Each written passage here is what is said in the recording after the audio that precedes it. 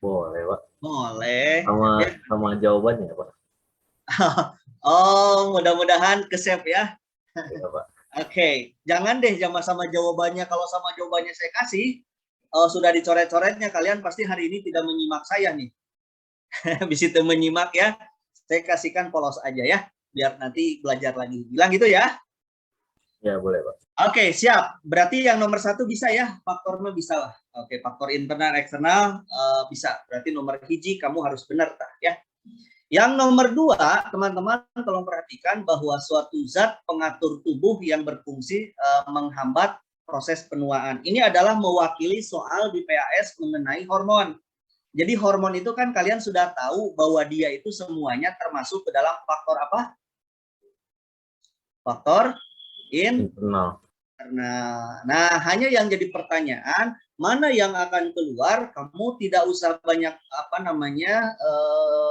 cari referensi yang lain, cukup yang dari saya terangkan saja, gitu ya. Di situ nanti berkenaan dengan auksin, berkenaan dengan asam traumalin, asam absisat, sitokinin, giberelin. Nah, kata kuncinya saja kamu hafalkan. Kalau berbicaranya auksin, apa kata kuncinya auksin? Ayo. Oh, Oh, auksin, pasti itu ke arah sana. Tumbuhan. tumbuh ya. Betul. Auksin, giberelin, dan sitokinin itu dia pertumbuhan.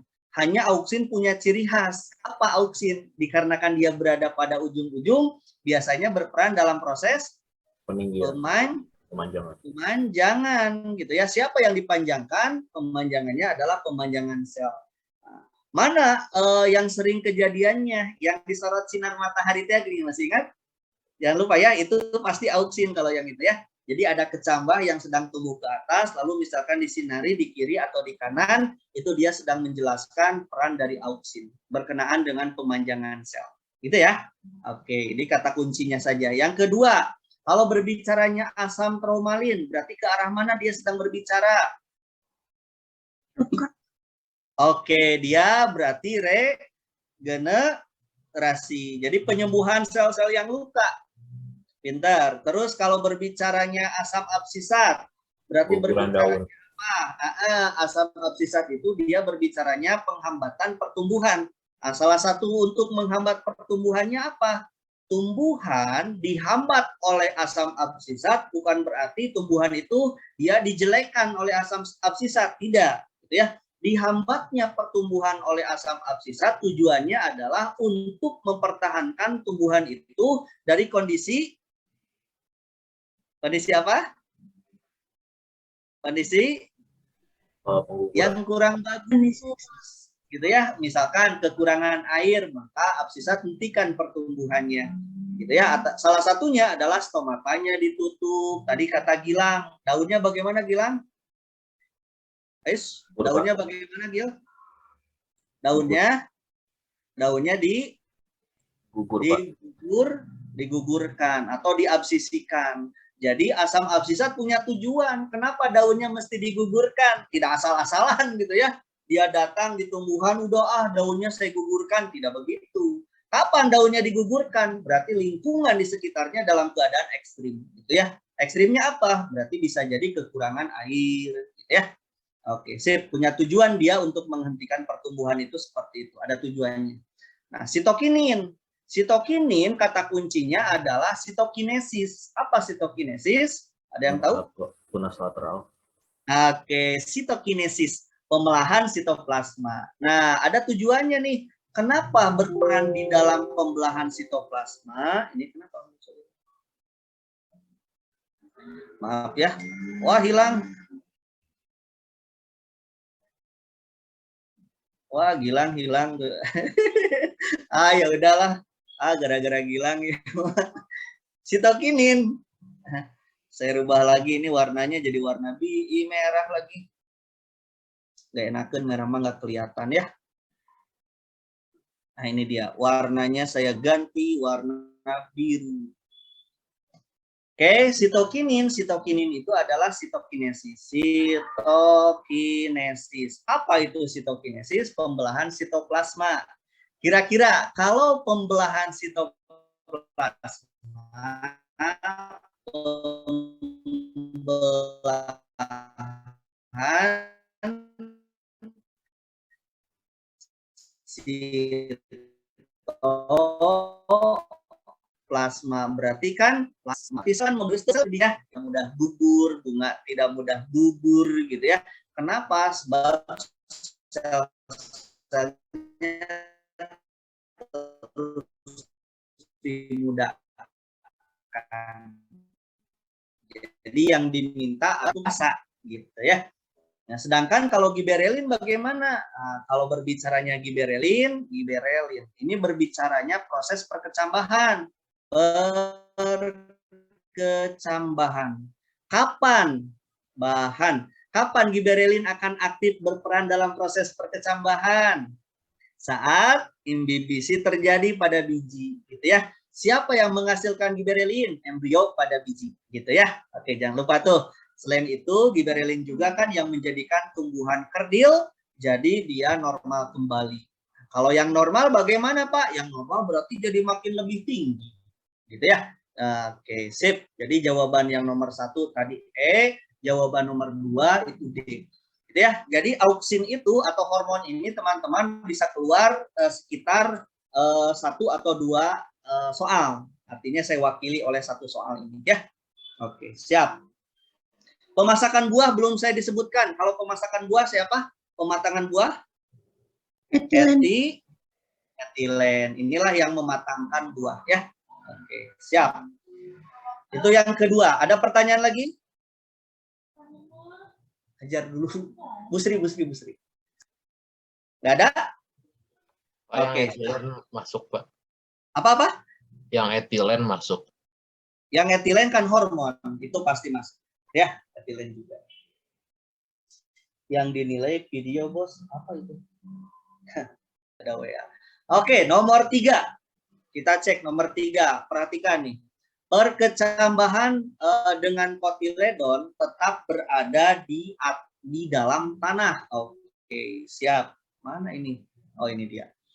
Oke, ini berbicaranya perkecambahan. Kalau berbicaranya tipe, gitu ya, tipe dari perkecambahan, maka kan sudah dibahas. Ini itu ada 2 tipe. Satu yang disebut sebagai epigeal, yang kedua disebut sebagai hipogeal, ya. Oke. Kata kuncinya kata kunci depan saja, ada epi, ada hipo. Epi itu teman-teman artinya atas, gitu ya. Hipo itu artinya bawah. Maksudnya apa, Pak? Epi itu ada di atas. Apanya yang di atas? Nanti kalian cek kata kuncinya. Apa yang ada di atas? Yang ada di atas itu adalah 2 bagian. 1 kotiledon, ya. Yang kedua, yang tertarik ke atas juga sebagian dari hipokotil terlihat, gitu ya. Jadi hipokotil bagiannya itu dia terlihat ke atas permukaan dari tanah. Jadi 2 hal ini bisa dilihat. Kotiledonnya bisa dilihat, hipokotilnya bisa dilihat. Kalau hipogeal apa? Berada di bawah tanah itu siapanya? Berarti dua-duanya kebalikannya ini juga. Berarti yang ada di bawah tanah itu adalah kotiledon. Nah, kalau kotiledon ada di bawah tanah, otomatis bagian hipokotil juga dia itu tetap berada di bawah tanah. Itu otomatis, gitu ya. Jadi 2 hal ini nih yang mesti kalian lihat kalau misalkan dilihat dari gambar. Pak, mana hipokotil, mana epikotil? Kalau digambarkan seperti ini misalkan. Ini tanah, gitu ya. Lalu saya punya biji misalkan. Nah, tumbuhnya seperti ini. Ini tipe apa ini? Hipokotil atau epikotil? Hipo ya, Pak. Ini hipo, sebab kotiledonnya, ini dia kotiledon. Ini dia kotiledon dan epikotil. Mana epikotil? Ini epikotil, gitu ya. Epikotil. Ini hipokotil. Kotiledon dan hipokotil ada di bawah tanah. Berarti tetap, gitu ya. Sedangkan kalau berbicaranya epikotil, nah ini dia kotiledonnya itu ada di atas tanah. Kalau kotiledonnya ada di atas tanah, ini otomatis sebagian dari hipokotil, ya, sebagian dari hipokotil, ini bagian hipokotil di bawah kotiledon itu ya, hipokotil. Nah ini dia, ada terangkat sebagian ke permukaan. Jadi hipokotil dengan kotiledonnya ada di atas. Ini epi ya, ini epigeal, yang ini epigeal. Sedangkan yang ini tipenya adalah hipogeal. Hipogeal. Gitu ya cara membedakannya. Jangan lupa itu kata kuncinya. Baik, berarti jawabannya yang ada di dalam tanah. Berarti yang ada di dalam tanah adalah hipogeal. Yang kedua, wah ini udah dicoret-coret gambarnya, Bapak ya. Oke, ini gambar kaliannya saya simpan dulu di sini. Oke, ini menghalangi. Nah, udah ada. Siap. Nomor 4. Gambar berikut ini katanya adalah gambar serbuk sari dan kantung lembaga beserta inti-inti yang terdapat di dalamnya. Ini adalah pembuahan ganda di kisi-kisi ya. Oke. Pembuahan ganda itu teman-teman dia ada hanya terjadi pada tumbuhan angiosperme gitu ya. Jangan lupa angiospermenya yang mana? Yaitu dikotil ataupun monokotil. Kita cari dulu bagian-bagian yang ini. Siapa yang tahu yang T? Ada yang tahu T apa? Sel antipoda. T. Oke, sel antipoda. Selnya ada 3, masing-masingnya adalah N. Terus S. S itu adalah IKLS. IKLS. Ini dia 2N. Bergabung nanti 2 sel itu dia bergabung masing-masingnya N kan ya? Lalu bergabung menjadi 2N. Terus di sini ada U. U itu adalah ovum atau sel telurnya. Ini dia N. Terus ada W. W itu adalah yang mengiringinya, yang disebut sebagai sel sinergid gitu ya. Sinergid itu ada 2 sel kiri kanan, namun kromosomnya N. Terus kalau P apa? P itu tempat lubang masuk gitu ya. Dia itu mikrofil. Mikrofil ya. Terus kalau Y apa Y? Y itu adalah sperma pertamanya. Sebab ini vegetatifnya sudah hilang. Kenapa Pak hilang vegetatifnya? Sebab dia sudah bertemu dengan mikrofil gitu ya. Mikrofilnya sudah ada. Akibatnya vegetatif melebur. Nah, sebab di sini tidak terlihat vegetatifnya nggak ada ya. Harusnya 3 sel di daerah sini. Y adalah sperma 1. Ini dia sperma 1 atau disebut sebagai inti generatif 1. Terus X itu adalah sperma 2 atau inti generatif kedua. Sedangkan Z itu adalah tabung polen, tempat tadi ya, lubang yang dibuat oleh inti vegetatif. Ini dia tabung polen. Tabung tabung. Ini kenapa jadi begini lagi? Jadi nggak keklik lagi, saya klik lagi, pilih lagi ya. Nah ini udah. Ini adalah tabung polen, tabung ya polen. Gitu. Nah ada 2 nanti pembuahan ganda itu. Yang pertama sperma 1, gitu ya. Ini sperma pertama, dia akan bergabung dengan siapa? Akan bergabung dengan ovum. Ini dia jadi zigot. Ya, sedangkan yang kedua, sperma kedua akan bergabung atau inti generatif kedua bergabung dengan IKLS. Ini adalah jadi endosperm. Endosperm. Gitu ya, jangan lupa tak. Berarti zigot itu adalah pergabungan antara Y dengan U. Kalau zigot gabungan antara Y digabungkan dengan U. Sedangkan endosperm adalah X dengan S, penggabungan antara X dengan S. Gitu ya. Jangan lupa tah. Ini tentang pembuahan ganda. Jadi jawaban yang tepat nomor 4 itu adalah yang B gitu ya. Endosperm, nah ini dia. Gitu ya. Ini dia jawabannya. B. Endosperm terbentuk hasil dari pembuahan antara X dengan S. Kalau mau jadi ovum, Y dengan U. Gitu ya. Oke, silakan. Ada pertanyaan? Cukup? Cukup ya? Oke, selanjutnya soal nomor berapa? Ke-5. Oke, di soal nomor 5, teman-teman, ini saya gambarnya ini teh mengganggu ya. Saya pindahkan dulu. Oke. Yang nomor 5 bisa diperhatikan, Sekarwangi katanya sedang mengamati pohon mangga yang di depan rumahnya. ternyata pohon tersebut sudah mulai tumbuh bunga. Oke, dikatakan di sini punya bunga. Saya tulis dulu ya. Punyanya Sekarwangi. Ini warnanya enggak, ini ya enggak kelihatan. Kita ganti dulu. Ganti sama ini coba. Ini dia. Dia bunganya itu, tumbuhannya itu katanya punya bunga.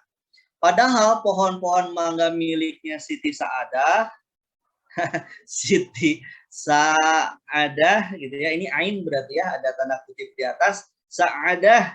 Oke. Katanya tetangganya dia itu belum berbunga, sedangkan yang ini mah dia belum punya bunga si mangganya itu katanya. Nah, dari hasil pengamatannya dapat disimpulkan, ini adalah kisi-kisi tentang konsep dari pertumbuhan dan perkembangan, teman-teman, nih dalam bentuk praktek seperti ini ya. Nah, bisa diidentifikasi bahwa Sekarwangi memiliki tumbuhannya berbunga. Berarti tumbuhannya Sekarwangi sedang mengalami apa tuh? Kalau ada bunga. Berarti yang Sekarwangi sudah mengalami kematangan tumbuhannya gitu ya. Kematangan. Berarti kalau tumbuhan matang itu pertumbuhan atau perkembangan? Perkembangan. Oke, perkembangan dong gitu ya. Perkembangan. Jadi cirinya kenapa kita sebutkan perkembangan? Perkembangan sebab kata kuncinya tumbuh atau mulai munculnya bunga. Sedangkan yang Siti Saadah di sini diidentifikasi bahwa dia tidak memiliki bunga. Berarti saat itu dia belum seperti halnya yang milik Sekarwangi, belum mengalami kematangan. Sebab masih dia mengalami pertumbuhan ya. Sebab ciri dari dewasanya belum keluar. Gitu ya. Oke, coba berarti pilihan yang tepat adalah nomor 5. Pohon mangga Sekarwangi sudah pasti berbuah? Belum tentu, awas ya. Tumbuhan yang berbunga itu belum tentu ada buahnya, bisa jadi kan mati gitu ya. Belum tentu. Pohon mangga milik Siti Saadah sedang melakukan perkembangan, salah, sebab dia tidak memiliki bunga saat itu, berarti masih pertumbuhan. C, pohon mangga keduanya masih dalam tahap pertumbuhan, tidak, yang Sekarwangi sudah mengalami perkembangan. D, Siti Saadah memiliki pohon yang kurang bagus, enggak juga gitu ya. Tidak berbunga itu, belum berbunga itu belum tentu dia dikatakan tidak bagus, gitu ya, salah. Sekarwangi memiliki pohon mangga yang sedang melakukan kematangan. Nah, ini berarti jawabannya ya. Itu dia ciri dari perkembangan, berarti itu ada bunganya ya. Oke, pintar. Nomor 6. Nah, itu dia bab 1 sudah saya wakili konsepnya dengan 5 soal. Awas jangan lupa seputar itu konsepnya ya. Oke, nomor 6. Sekarang masuk ke bab 2. Peristiwa glikolisis, jadi dari ini saja, dari konsep pertumbuhan perkembangan bisa mendekati kemana-mana ini soalnya ya. Oke, ingat-ingat aja yang saya terangkan. Nomor 6, peristiwa glikolisis, sel otot terjadi pengurangan 4 mol glukosa katanya. Penguraian ya, 4 mol glukosa. Maka akan dihasilkan salah satunya adalah, oke, baik. Teman-teman, dari satu glukosa yang dipecah, dari 1 mol glukosa yang dipecah, maka glikolisis itu menghasilkan apa saja? Yo, glikolisis menghasilkan apa saja dari 1 mol glukosa? 2 ATP, ini bersih ATP-nya ya. 2 NADH sama 2 asam piruvat. Ya. Ini kalau 1 glukosa. Nah, sedangkan di soal katanya 4 mol glukosa. Berarti kalau 4 mol kalikan aja semuanya 4 gitu ya. Berarti ATP kali 2. Saya ngajar dulu ya. Di Pak Iwan dulu printnya. Ngajar dulu. Di sini nyambung. Oke, berarti ATP kita kali 4. ATP dikali 4. ATP-nya ada 2. Berarti berapa ini 4 kali 2? 8. 8. Pinter. Terus NADH 2. Kali aja jadi 4. Oke, sama 8 ya. Oke, asam piruvatnya itu dia ada 2 juga. Asam piruvat. Berarti dikali 4. Gitu. Berarti ini 8 juga. Jadi jawaban yang tepat yang mana? 8 ATP. Mana berarti jawabannya? C. Hah? C. C. C jawabannya yang ini? Ini betul salah yang ini? Itu harusnya 8 ATP kan, Pak? Oke, pinter. Hebat. Oke ya, sip. Bisa ya? Ini glikolisis loh. Bisa jadi saya tanyakannya DO. Bisa jadi saya tanyakannya SK. Bisa jadi saya tanyakannya TE. Coba kalau DO dari 1 glukosa, dia jadi apa hasilnya? Yo, apa? 2 NADH, 2 CO2 sama 2 asetil koenzim A. Ini kalau 1 glukosa. Kalau 4 glukosa ya kalikan saja udah. Gitu ya. Oke, kalau SK dari 1 glukosa apa? 6 NADH, 4 CO2, 2 ATP dan 2 FADH. Gitu ya. Ini dari 1 glukosa. Kalau ditanyakannya 4 kali aja. Terus kalau TE, kalau dari 1 glukosa, TE itu dia menghasilkan 2 H2O sama ada yang 32, ada yang 34 ATP. Gitu ya. Nah, tinggal kalikan saja sesuai dengan glukosa yang dipecah pada glikolisis. Bisa kebayang? Pak, Yuk, silakan. itu tadi DOS LTET apa? Oke, DO itu dekarboksilasi oksidatif. Ini kan reaksi kedua setelah glikolisis. Jadi setelah glikolisis itu asam piruvat akan masuk ke reaksi kedua. Namanya dekarboksilasi oksidatif atau DO. Hasil DO akan masuk ke SK. SK itu adalah siklus Krebs. Gitu ya. Nah, hasil dari siklus Krebs akan masuk ke TE. TE itu adalah transfer elektron. Lihat lagi catatannya ya. Oke, itu saja. Ada lagi? DO dekarboksilasi oksidatif, SK siklus Krebs, TE transport elektron. Oke, silakan. Ada pertanyaan lagi? Zidan cukup? Bapak nanti pilihnya yang 32 atau 34 ATP. Oke, pintar. Nanti lihat ya, lihat catatan saya yang dipecahnya itu di sel otot atau di sel otak. Dicek ya, Al. Oke, Pak. Nah, ya, jadi jangan ketipu. Awas, soalnya dia sedang berbicara otot. Nah, ini otot. Berarti kalau otot apa? Ini otot. Di soalnya disebutkan otot. Berarti yang mana? 32 atau 34? Yo. 3, 32. Gitu ya. Bisa gitu, Al ya? Oke, Pak. Oke, nanti jangan ketipu. Awas, cek dulu itu soalnya tentang siklus malat aspartat atau gliserol fosfat. Gitu ya, soalnya beda. Oke, pintar. Cukup yang ini? Kalau yang 34 yang mana? Yang 4, yang itu apa satu lagi? Yang ginjal geningan. Yang gliserol fosfat, bukan malat aspartat. Iya, Pak. Hati geningan ya, sel-sel hati, ginjal. Oke, silakan. Ada lagi? Cukup? Cukup ya? Oke, pintar. Berarti nggak ada pertanyaan lagi. Silakan kalau ada nanti bisa didiskusikan. 7. Proses fermentasi. Oke, diminta proses fermentasi, berarti ini dia berbicaranya respirasi anaerob ya. Ini respirasi anaerob. Anaerob. Oke. Nah, glikolisis itu dia terjadinya di sitoplasma. Kenapa? Sebab respirasi anaerob dia hanya menggunakan satu tahap, yaitu glikolisis. Sedangkan kalau respirasi aerob ini dia prosesnya 4 ya. Jangan lupa yang tadi glikolisis, terus DO atau dekarboksilasi oksidatif, terus nanti lari ke siklus Krebs, gitu ya. Terus yang terakhir adalah transport elektron, TE tadi ya, elektron. Nah, ini bedanya ya. Nah, jadi kenapa respirasi anaerob ini dia menghasilkan sedikit ATP? Sebab reaksinya hanya glikolisis. Glikolisis tempat terjadinya di mana? di sitoplasma. Nah, ini juga glikolisis sama, berarti sitoplasma. Kalau yang ini tempat terjadinya di mana? Tempat terjadinya ini di matriks mitokondria,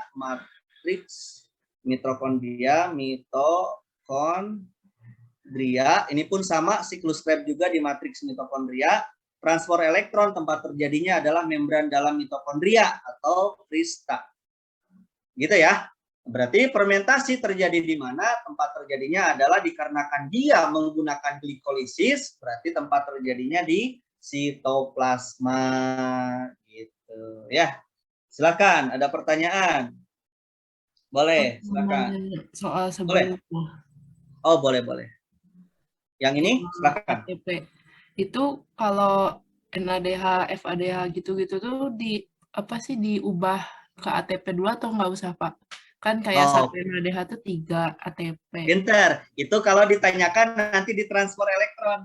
Jadi satu NADH gitu ya, kalau nanti ditanyakan berapa transfer elektron dihasilkan, satu NADH itu setara dengan 3 ATP. Nanti dikalikan sama kamu gitu ya. Terus satu FADH itu dia setaranya itu dengan 2 ATP. Ya, misalkan saya punya 4 FADH, akan jadi berapa ATP dari FADH? Udah 4 kali 2 gitu ya. Nah, kalau misalkan saya punya 10 NADH, berapa jadi ATP nantinya? Ya udah 10 kali 3 gitu. Sip, gitu ya. Itu konversi NADH dan FADH kalau mau dibuat jadi ATP. Nah, rumusnya yang ini. Jangan lupa ya. Oke, Pak, berarti itu yang transfer elektron aja ya, Pak, yang kayak gitu? Betul, hanya transfer elektron saja yang dikali ya. Oke, FADH Pak. kali 2, NADH kali 3. Terima kasih, Pak. Sip, oke, mantap. Yang ke-8, oke, ini adalah kerja dari enzim, ya. Nah, cara kerja enzim itu kan ada 2, gitu ya. Teori lock and key, satu lagi adalah induced. Nah, menurut teori yang pertama, yaitu menurut lock and key ini mengatakan bahwa sifat dari sisi aktif enzim, sisi aktif dari enzim itu bagaimana katanya? Ayo. Dia itu spesifik. Maksudnya apa, Pak? Kalau saya punya enzim, lalu sisi aktifnya segitiga, maka substratnya harus bagaimana? Harus segitiga lagi. Misalkan ini enzim, maka substratnya wajib bentuknya segitiga. Maka kalau segitiga ini nanti bisa jadi produk, gitu ya. Misalkan ini adalah produknya, bisa jadi produk. Kalau tidak segitiga, maka menurut teori yang pertama ini nggak bisa, gitu ya. Artinya enzim sifatnya spesifik. Namun menurut teori yang kedua, yaitu induced teori, gitu ya, yang mengatakan bahwa sisi aktif enzim itu tidak begitu. Sisi aktif enzim menurut teori ini adalah apa?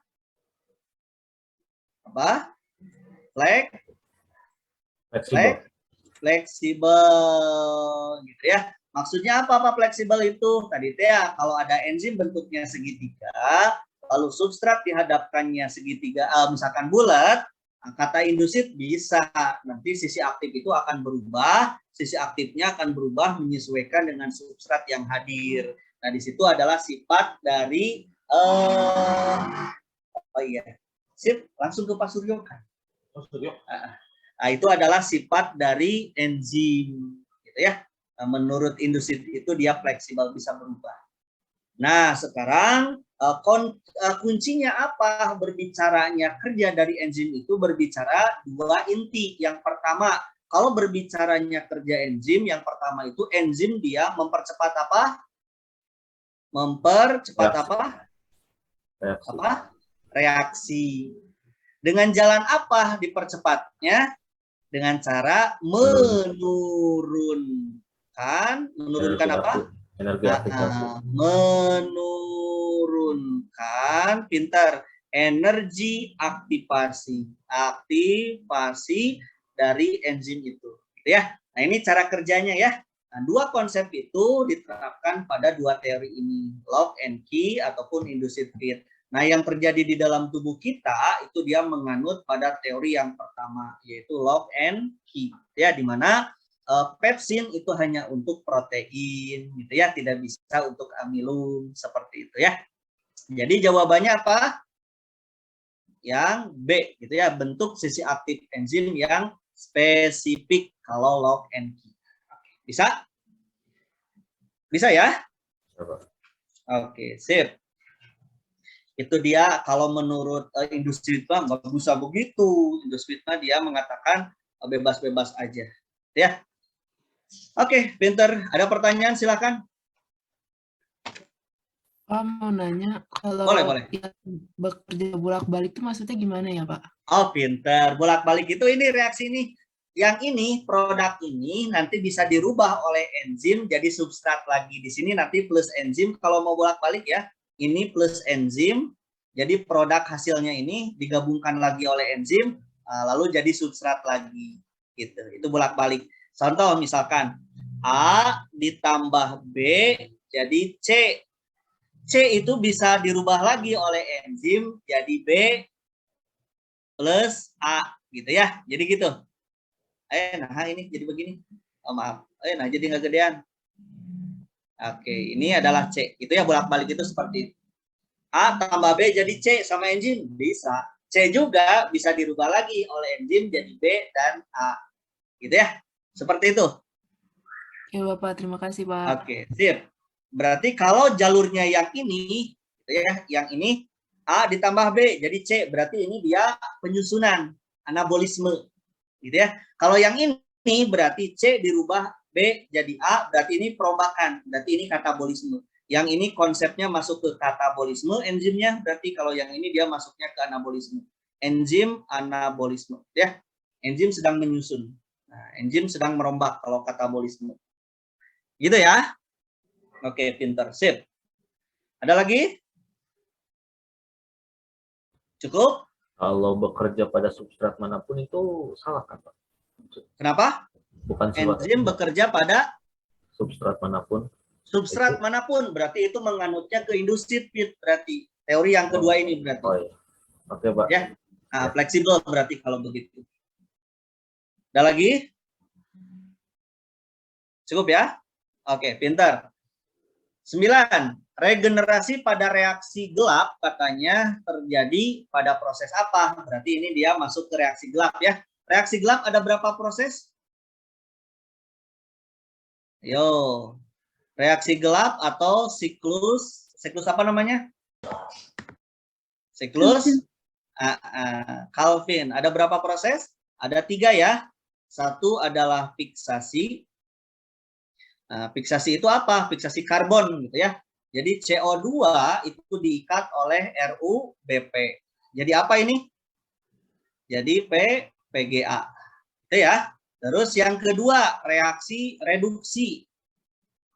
Reduksi apa? Ini. Reduksi dari 12 ATP dan 12 NADPH gitu ya. Ini dia dirubah jadi 12 ADP. Ini dia dirubah jadi 12 NADP, hidrogennya yang hilang. Perubahan dari apa ke mana? Nah, reduksi memakai ATP, reduksi memakai NADPH, itu perubahannya dari PGA menjadi PGAL. PGAL. Fosfogliserat menjadi fosfogliseraldehid dengan mereduksi ATP dan NADPH. Ya, itu dia reaksi kedua. Reaksi ketiganya adalah regenerasi. Regenerasi. Apa yang diregenerasi? Nah, diregenerasi itu adalah PGAL. PGAL itu kan ya diregenerasi. Jadi apa? Nah, dia diregenerasi menjadi dibuat kembali RuBP. Gitu ya. Dibuat kembali dengan membutuhkan apa? Tentu membutuhkan ATP di sini. Jadi terbentuk kembalinya RuBP dari PGAL. RuBP itu kan sudah dipakai di sini tah. Lalu dibentuk kembali. Nah, itu namanya regenerasi. Dari apa? Dari PGAL. Gitu. Berarti jawabannya apa? Ayo, siapa yang bisa? Mana jawabannya? So, regenerasi berarti yang ini yang diminta. Mana jawabannya? Ayo. Apa? Oh, C, Pak. C. Oke, benar. C. Ini ya. Bisa-bisa ya? Bisa-bisa? Nah, di mana reaksi gelap ini terjadi? Reaksi gelap ini terjadinya di mana? Di stroma. Apa tujuan dari adanya regenerasi? Regenerasi itu adalah tujuannya menghasilkan C6H12 dan O6 atau yang kalian sebut sebagai glukosa, gitu ya. Jadi tujuannya adalah pembentukan glukosa. Di mana tempat terjadinya? Di stroma. Reaksinya ada berapa? Ada 3, fiksasi, reduksi, dan regenerasi. Begitu. Silakan, ada pertanyaan? Ada pertanyaan? Ini hafalkan ini catatan saya ya dengan yang saya terangkan. Ingat-ingat. Cukup ini ya? Oke, pintar. Kalau sudah cukup. Selanjutnya, reaksi terang katanya dapat berlangsung siklik dan non-siklik. Pada siklik, reaksi terang dapat berlangsung jika, oke, pintar. Nah, sekarang adalah yang kedua, reaksi terang. Di dalam fotosintesis, reaksi terang dulu, reaksi gelap dulu. Foto, berarti terang dulu ya. Nah, terang baru ke gelap. Soalnya gelap tidak akan berproses kalau terangnya belum selesai. Gitu. Nah, reaksi terang itu dia tempat terjadinya ada di tilakoid gitu ya, atau kalian sebutnya tempatnya ada di grana, atau lebih spesifiknya adalah membran tilakoid. Tilakoid ini dia tempat terjadinya reaksi terang. Nah, reaksi terang ini dia berjalan dengan 2 proses. Nah, prosesnya ada berapa? Prosesnya itu adalah 2.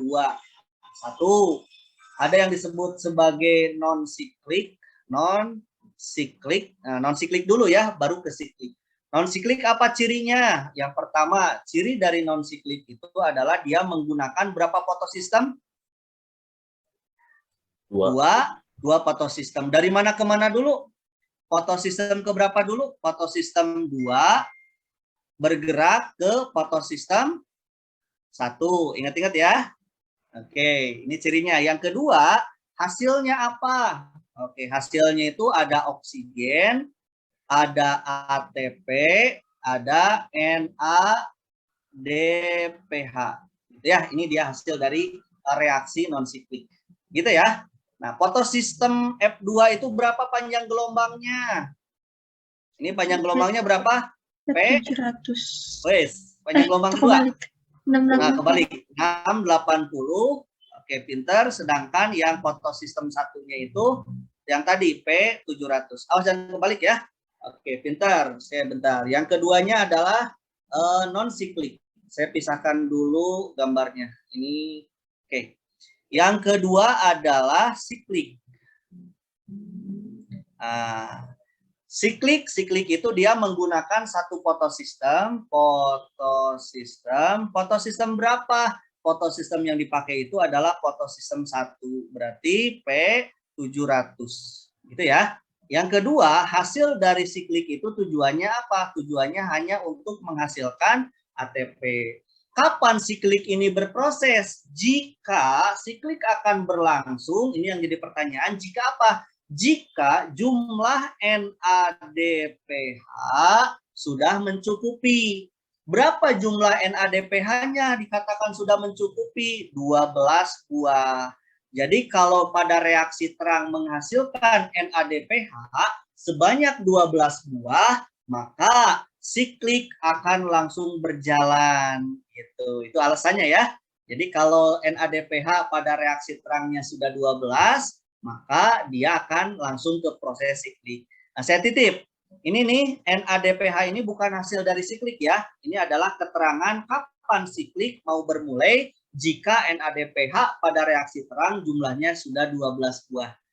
Gitu ya. Hasil siklik apa? Siklik mah hanya menghasilkan ATP saja. Ingat-ingat, hanya menghasilkan ATP saja. Awas, bisa salah keterangan kamu tak ada kata jika ya. Oh, kenapa siklik ada jika NADPH? Apakah ini hasil? Bukan. Ini adalah keterangan untuk menjelaskan siklik bermulai. Gitu ya, ngerti tidak? Halo, teman-teman, ngerti nggak? Ya, lumayan. Ngerti ya? Halo. Lumayan, Pak. Oke, lumayan. Jangan lumayan lagi tuh. Gilang kan ini mah udah mau ujian. Harus begini. Mantap, Pak. Nah, harus begitu tuh. Ngerti gitu ya.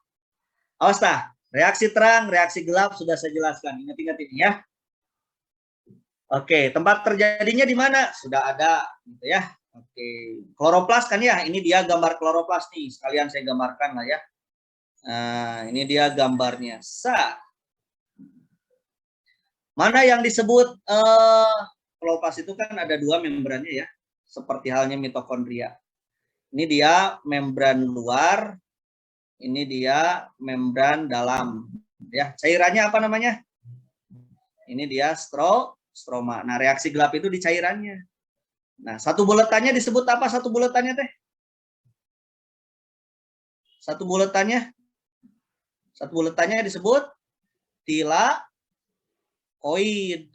Gabungan dari tilakoid namanya apa? Gabungannya disebut grana.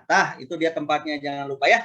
Satu bagian buletannya namanya tilakoid, gabungan dari tilakoidnya itu nama grana. Jadi tilakoid dan grana untuk reaksi terang, sedangkan stroma untuk reaksi gelap. Gitu ya. Siap? Oce. Teman-teman, sebangsa setanah air cukup? Ya, Pak. Go. Oke, baik, pintar. Nomor 11. Tadi jawabannya yang mana, Pak? Oh, belum dijawab tadi Gilang? Masa Gilang? Oh iya bener. Jadi jawabannya apa? Belum dijawab, udah lanjut aja. Jadi jawabannya adalah ketika keberadaan dari siapa? Bentar. Nah, ini dia. Gila, nah ini nggak bisa Gilang. Oh, pantesan ininya. Jadi jika keberadaan NADPH-nya sudah maksimal. Maksimal itu berapa? Sudah saya jawab, 12 buah. Gitu ya. Oke. Oke, sekarang soal selanjutnya yaitu soal nomor berapa ini? Ini kehalangan ini ya. Oke, saya pindah-pindah dulu ya gambar kaliannya. Soal nomor 11. Oke. Sini ada Pak Iwan nggak ganggu. Oke, 11. Gambar sepotong molekul DNA katanya. Oke, DNA tuh ya yang menunjukkan satu nukleotida. Baik, kita bahas. Pak, satu nukleotida itu kapan disebut satu nukleotida? Satu nukleotida ketika mengandung tidak, D-nya ganti sama G. 3 komponen. Apa? Fosfat, tambah gula, tambah basa nitrogen. Maka ini adalah nukleotida. Beda dengan satu nukleosida. Awas. Nah, kalau sida beda dengan tidak ya. Kalau sida itu adalah gula dengan basa nitrogen. Gitu ya.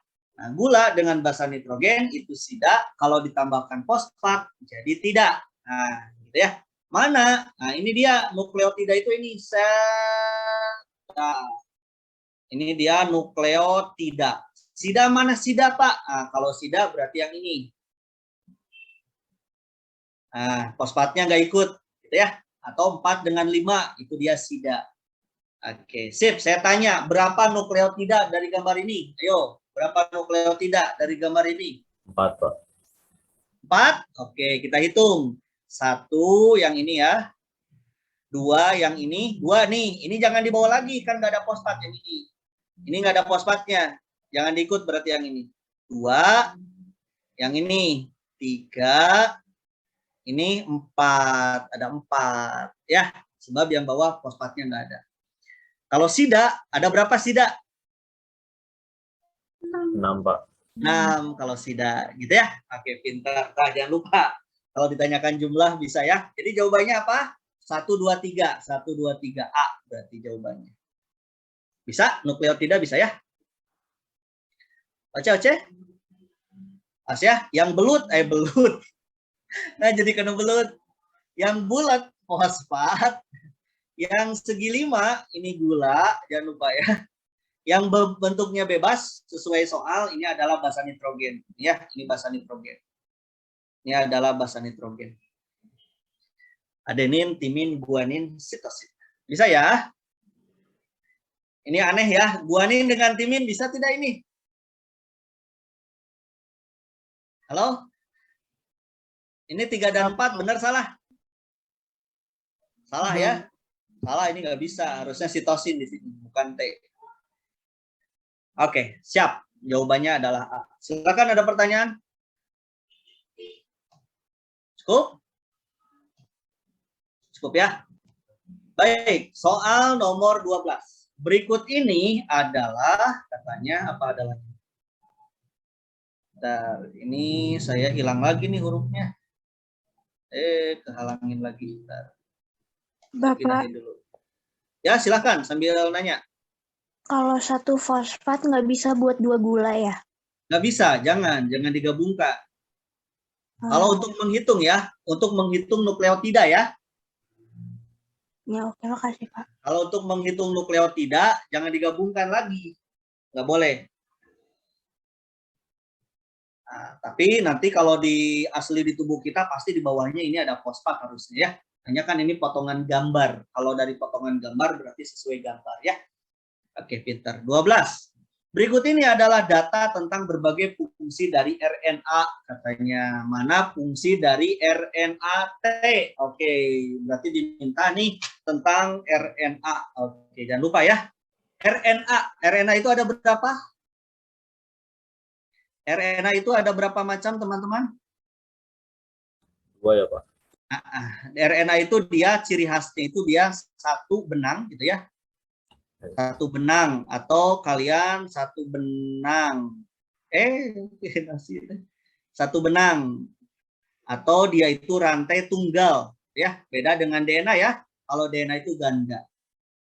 Nah, macamnya itu ada 3. Macamnya itu ada 3 jenis. Yang pertama ada RNA duta atau kodon gitu ya. Perannya dia kodon. Dia perannya itu adalah sebagai kodon. Kodon itu apa? Pembawa apa? Pembawa kode genetik.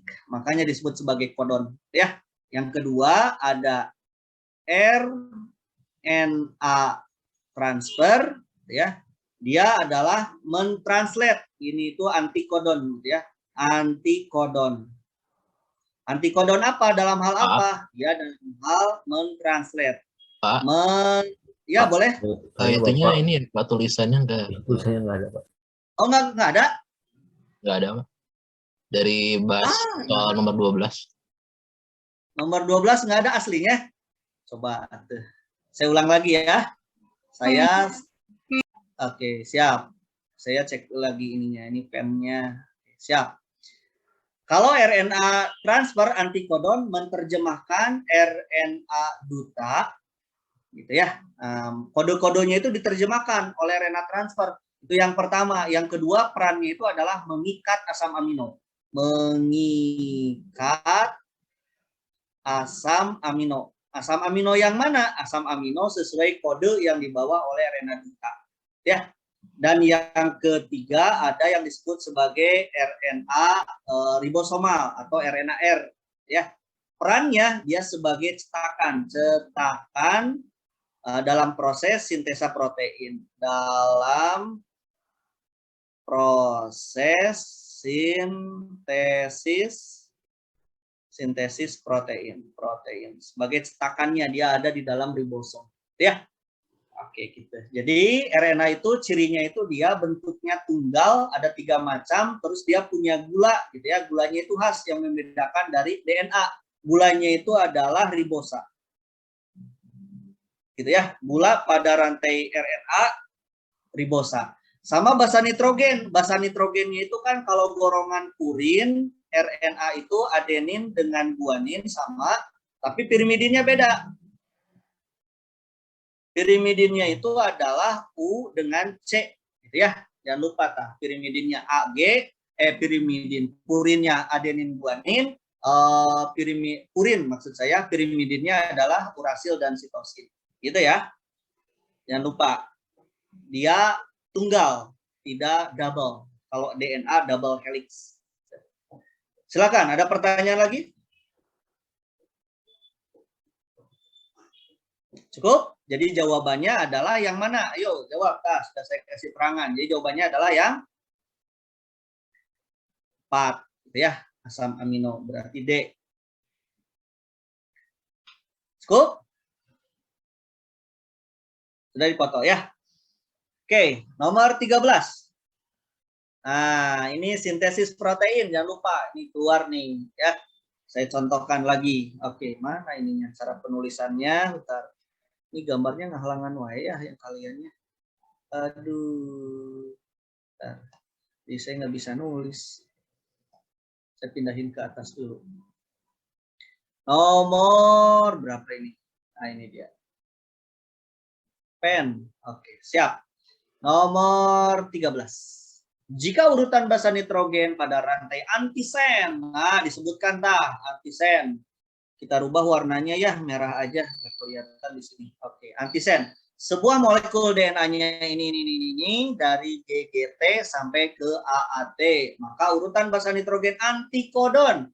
Teman-teman, kalau saya punya rantai DNA, di soal itu DNA antisens, saya tulis lagi ya. GGT katanya. Terus apa lagi? Di bawah aja kita.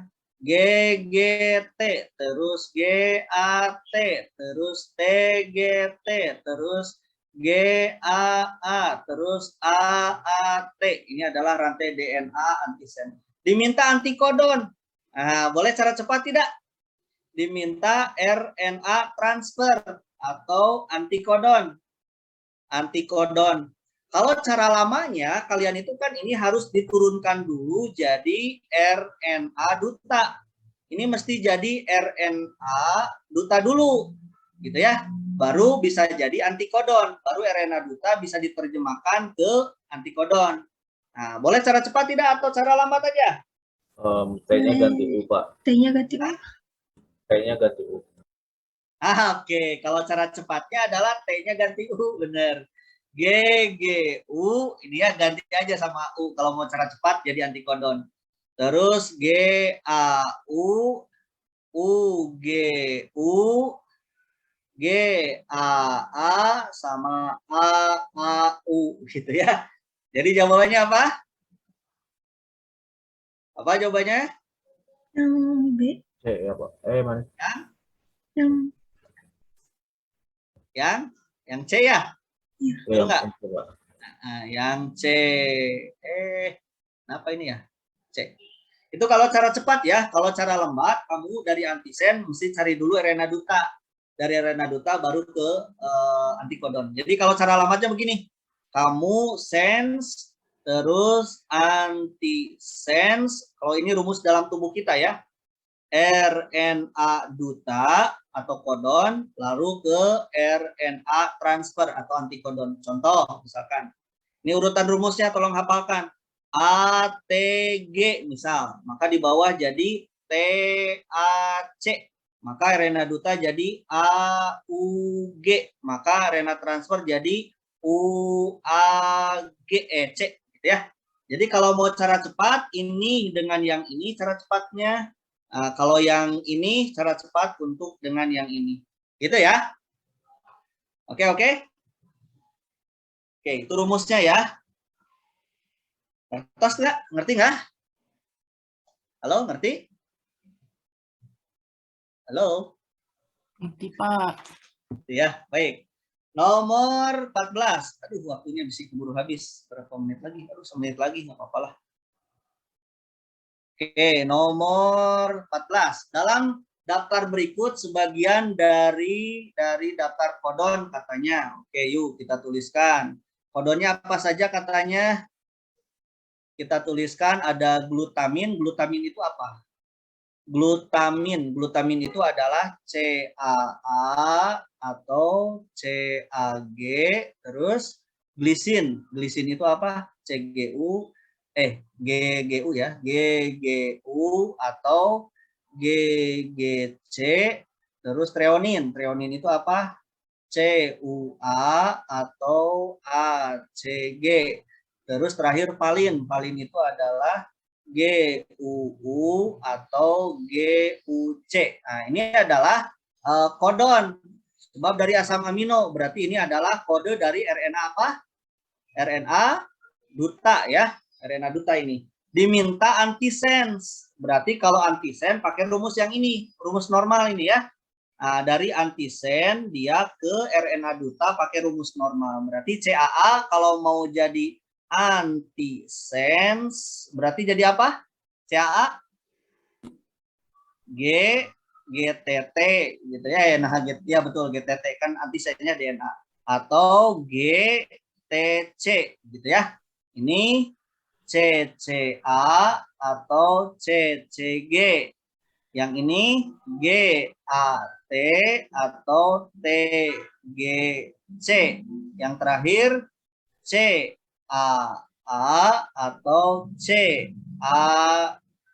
Oke, cari jawabannya ta. Apa? Nomor 14. GTC. GTC ada yang ini. Terus CCA. CCA ada yang ini. Terus TGC. TGC ada yang ini. CCA. CCA ada yang ini. Jadi jawabannya adalah yang A. Bisa ya?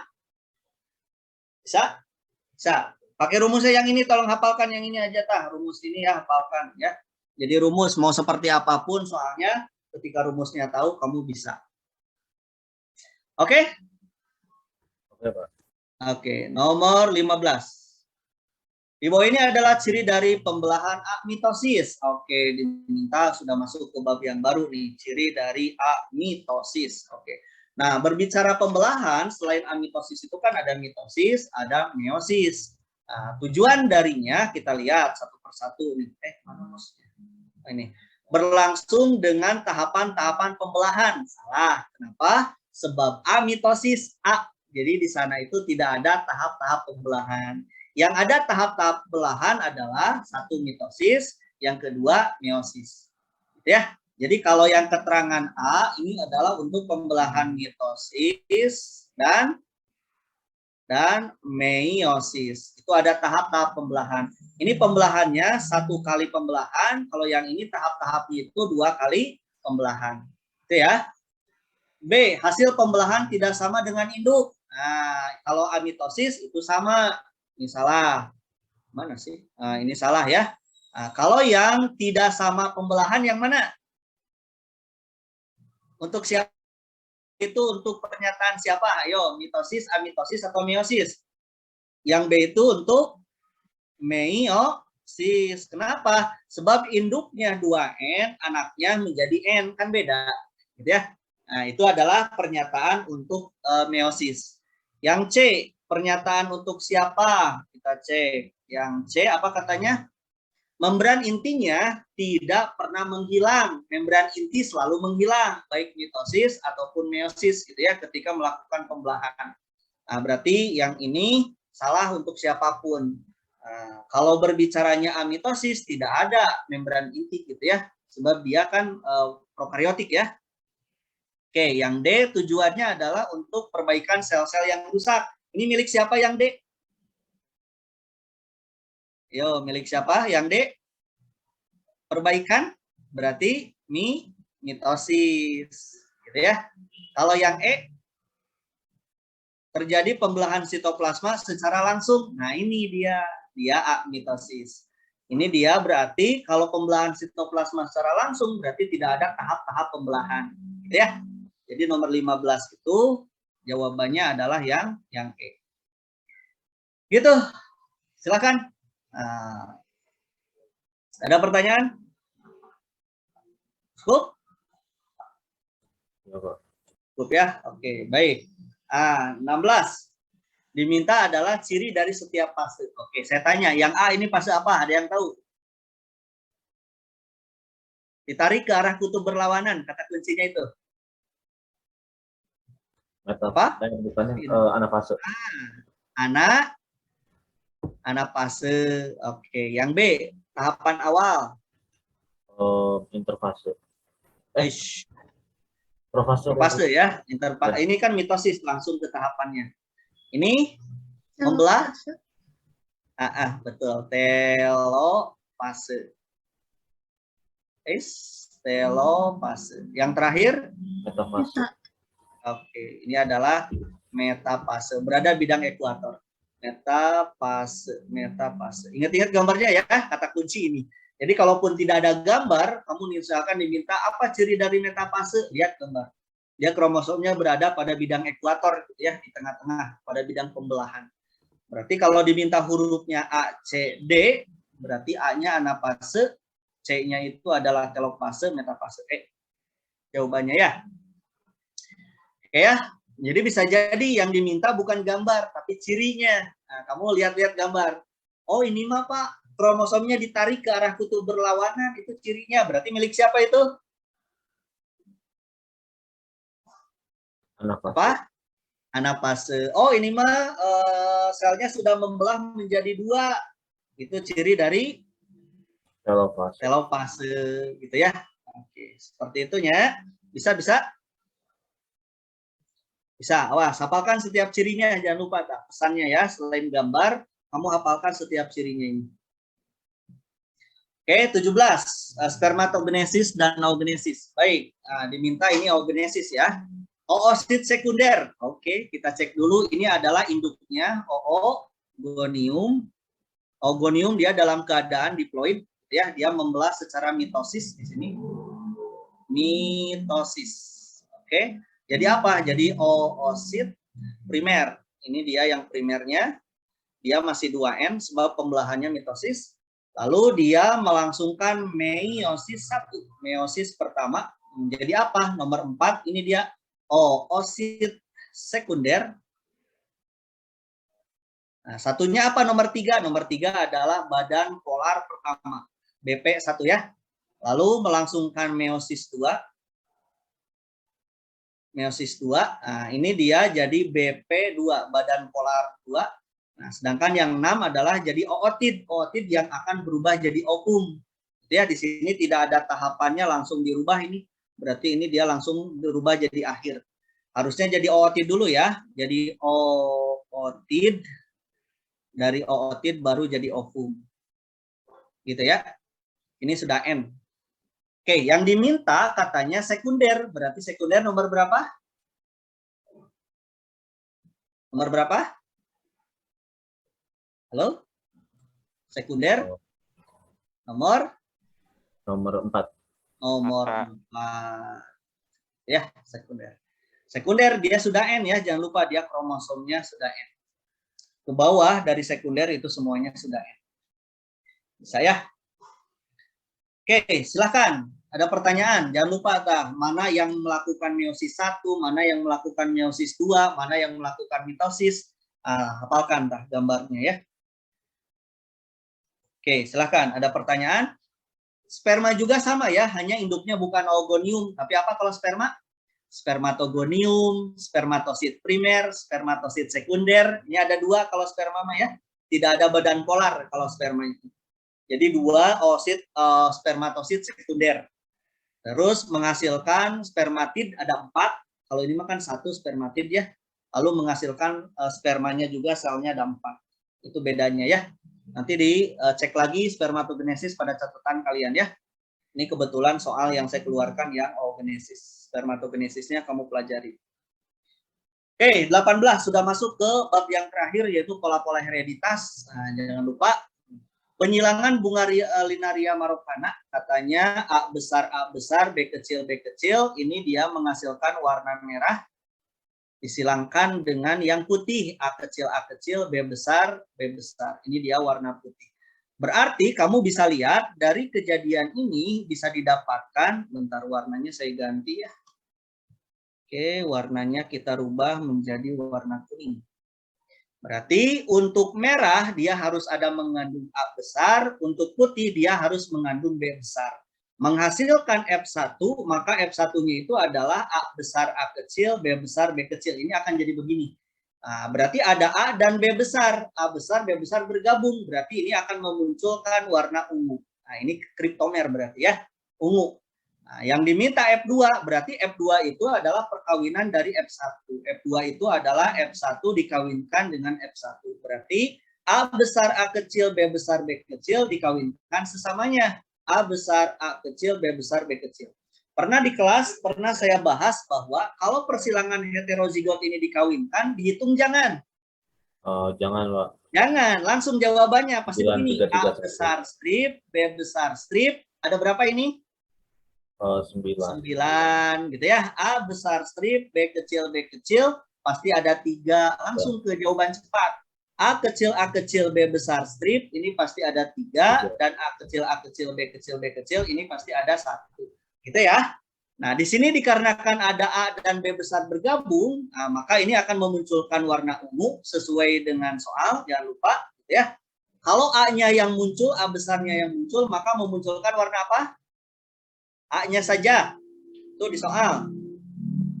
Merah. Nah, ini warna apa? Merah. Merah. Kalau B saja memunculkan putih, kalau kecil semuanya albino. Albino itu putih. Berarti putihnya ada 4, merahnya ada 3. Berarti kalau diminta, merah ada berapa? 3, betul. Ungu ada 9, betul. Putih ada 4, betul. Berarti yang ini. Gitu ya? Sepakat? Sepakat, Pak. Oke, bisa ya? Bapak mau nanya, Boleh, silahkan. bedanya rasio fenotip sama rasio genotip gimana ya? Pinter sekali. Nah, kalau diminta misalkan perbandingan fenotip, gitu ya. Fenotip itu yang kamu sebutkan. Yang disebutkan apa? A besar ada B besar, ungu. Nah, ini dia fenotip, ciri yang tampak fenotip itu. Gitu ya. Kalau genotip itu adalah gennya. Ini yang tidak tampak, lambangnya. Gen kita kelihatan tidak? Tidak kelihatan ya? Itu genotip. Gitu. Berarti kalau 9331 ini teman-teman kalau diminta ungu ada 9, diminta merah ada 3, diminta putih ada 4. Nah, berarti yang kita sebutkan ya, ungu, merah, putih itu adalah fenotip. Kalau genotip lambang-lambangnya. Bayang? Oke, makasih Pak. Gitu ya. Oke, Alia. Siap. Nomor 19, 2 soal lagi, tanggung. Nggak apa-apa ya, waktunya saya ambil di 12 menit. Dari pembastaran antara genotip B besar B kecil dengan B besar B kecil letal. Oke, kita kawinkan B besar B kecil disilangkan dengan B besar B kecil. Di mana B kecil katanya dia bersifat letal. Apa letal teh? Bikin mati, Pak. Pinter, sip. Gen penyebab kematian ya. Oke. Ini 2 pangkat berapa, Neng? 2 1. pangkat berapa ini? 1. 1. 2 pangkat berapa ini? 1. 1. Berarti 2 gamet sedua-duanya ya. B besar B kecil, ini pun sama. B besar B kecil. Kawinkan silang.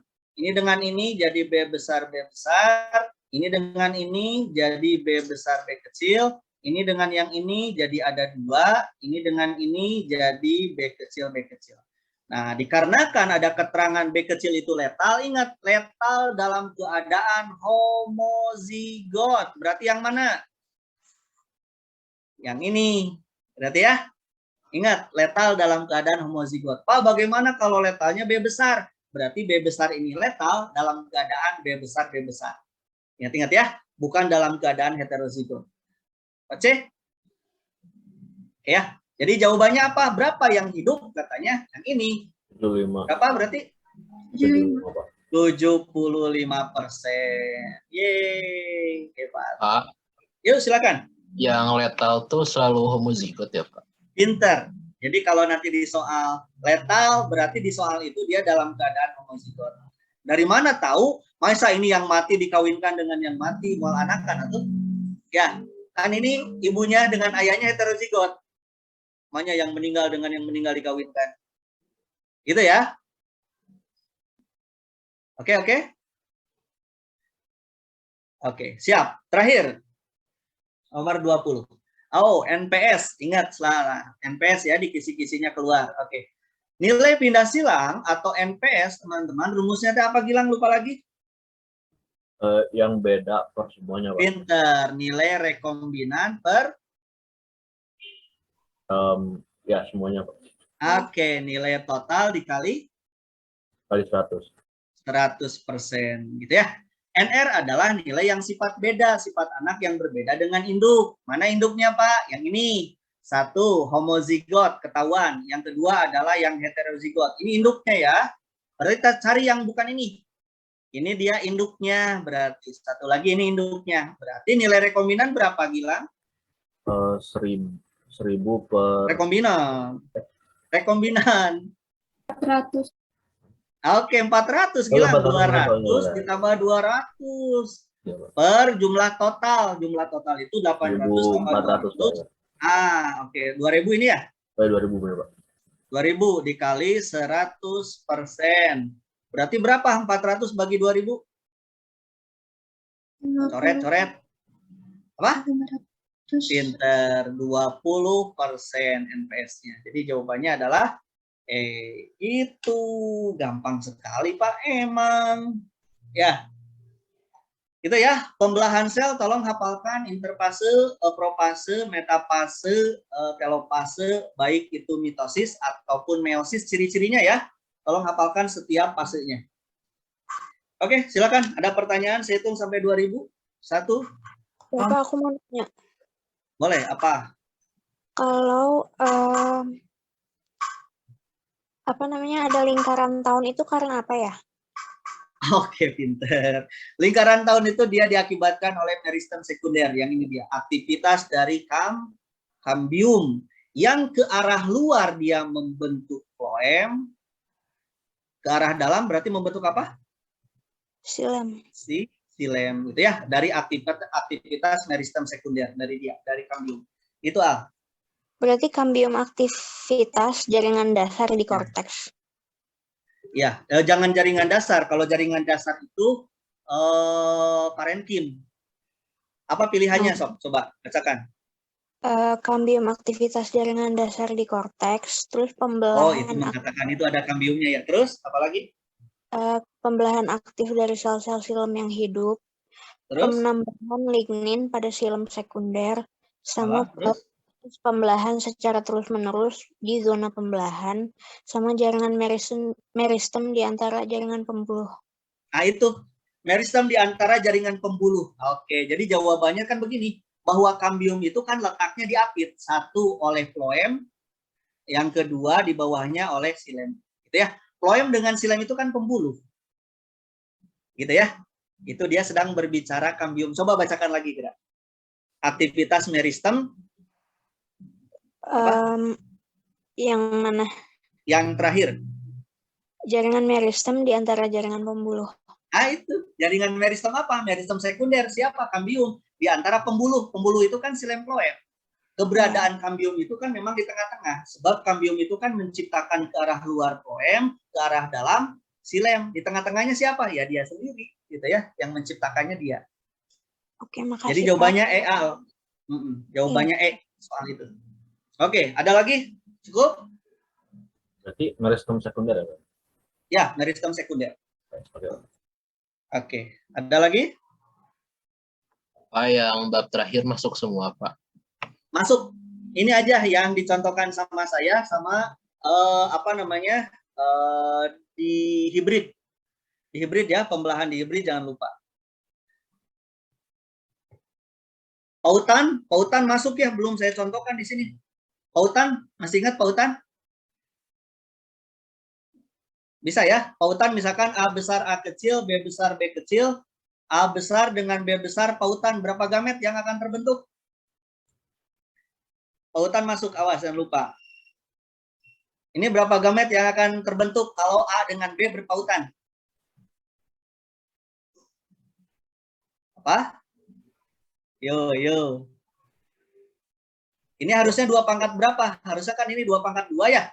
Harusnya ada 4 gamet ya? Oke, ini dengan ini bisa tidak? A besar dengan B besar, terbentuk tidak? Bisa. Terbentuk. Ini dengan ini bisa tidak? Bisa. A besar dengan B kecil? Bisa. Enggak bisa, kan dipisahin. Oh iya kalau. Enggak boleh. Oh. Ini dengan ini bisa tidak? A kecil dengan B besar? Nggak bisa. Enggak bisa. A kecil dengan B kecil? Nggak bisa. Bisa tuh. Kan nggak ada Oh. hubungannya ini mah gila, Oh, iya, lupa iya, lagi iya. gila. Berarti gametnya adalah yang ini. Itu pautan ya. Baca lagi pautan. Pautan keluar dah, jangan lupa. Ya, pautan itu tidak bisa dipisahkan. Jadi kalau kamu sudah pasangan suami istri, maka nggak boleh pasangan suami istri itu punya pasangan lain. Gitu ya. Oke, silakan. Ada pertanyaan? Bapak kalau tahu itu masuknya hukum Mendel mana ya? Hukum Mendel yang kedua. Oh ya, oke, makasih. Di hibrid ya. Oke. Cukup? Pak hanya tautan sama Boleh. ini aja. Tautan sama yang tadi cryptomeri itu. Oh, enggak. Ada cryptomeri itu kan bagian dari di hibrid itu penyimpangan semu hukum Mendel ya.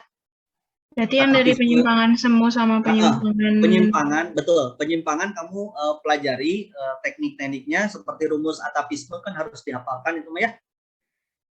Penyimpangannya tolong dihafalkan bentuk tipe soalnya ya. Siap, Pak. Oke, yang lainnya mah gampang. Yang pembelahan saya titip ya, setiap fasenya tolong hafalkan mitosis maupun meiosis, ciri utamanya jangan lupa. Oh, kalau yang profase 2, metafase 2 gitu, itu kan meiosis 2 itu bakal ini nggak, Pak? Ya, itu juga cirinya. Sama ini ya, yang golongan darah itu masuk ke yang buta warna, gitu ya. Yang penyimpangan buta warna itu yang sama hemofilia juga masuk gitu ya. Gitu ya.